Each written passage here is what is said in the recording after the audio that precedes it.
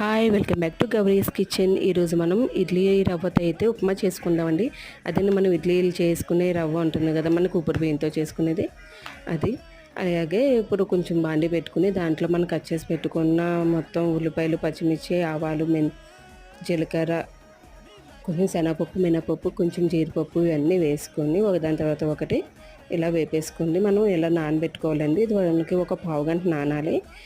ఒక గ్లాసు ఇడ్లీ రవ్వను అయితే తీసుకున్నాను. అది నానిన తర్వాత కొంచెం లైట్గా వాటర్ని అయితే పిండేసుకుని కొంచెం సాల్ట్ వేసుకుని మొత్తం ఇదంతా కలిసిపోయేలాగా ఇలా కలిపేసుకోవాలండి.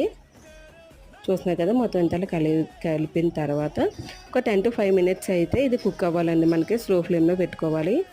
అంతేనండి, ఎంతో టేస్టీగా ఉండే ఈజీగా చేసుకుని ఇడ్లీ రవ్వ ఉప్మా అయితే రెడీ. లాస్ట్లో కొంచెం నిమ్మకాయ పిండేసుకుని టేస్ట్ అయితే అద్భుతంగా ఉంటుందండి. ఒకసారి ట్రై చేసి చూడండి. Thank you watching my video. Subscribe.